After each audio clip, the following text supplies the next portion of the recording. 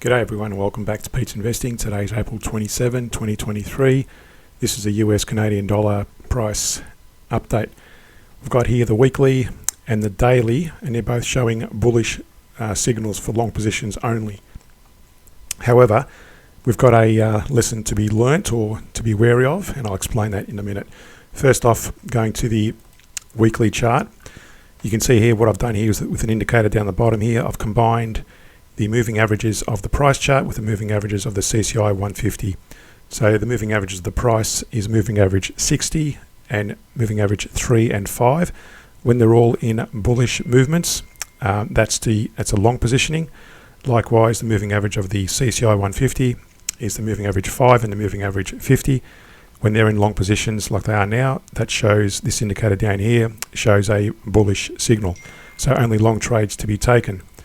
On the daily chart, as well as it's the same methodology with the moving averages of the price chart and the CCI 150, but also I've got these diagonal resistance or trend lines, both descending and ascending, plus also these horizontal support and resistance lines, and support at 13226 and resistance at 13977.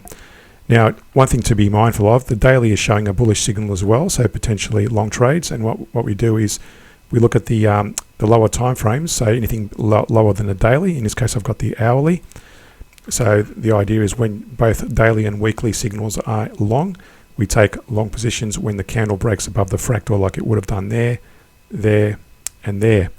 Now, just be mindful. This has been this daily signal was open, and you can notice there it's the same alignment with the weekly signal. So you could have gone along from 2 or 3 days ago, and that period would have been back here. So you could have taken a long trade there, exit with a monetary or percentage gain, and then enter another potential trade here. Now, lesson learned is always respect the trend lines. So what it means is, had you entered long there, you'd currently be slightly in the red. Now, we've got to be careful because it may actually collapse quite significantly and fall back in this daily wedge. Remember, we've drawn these diagonal trend lines, and it may fall back in this wedge. So what we need to look out for is potentially how far it's going to fall back. And I will draw a Fibonacci retracement from that high to that low, and it could go anywhere completely to the downside, or it might bounce off one of these Fibonacci resistance areas in terms of percentage areas, say 61%, 50%, and so on. So at the moment, if you had entered long there, the idea is to then trade using the average down approach, or if you want to put in a stop loss, that's up to you. I'm not telling you how to trade, I'm just giving you some trading ideas. But again, the key message here is respect the trend lines. So ideally, you'd like to enter the trade, a bullish trade, when it was a bit lower.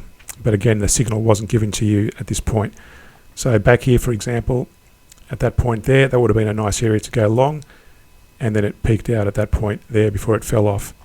So again, to understand how to properly trade using the average down approach, if you got caught out in this scenario, reference the links in the description below. Subscribe and support us more on Patreon. Thanks for watching, and see you in a future video.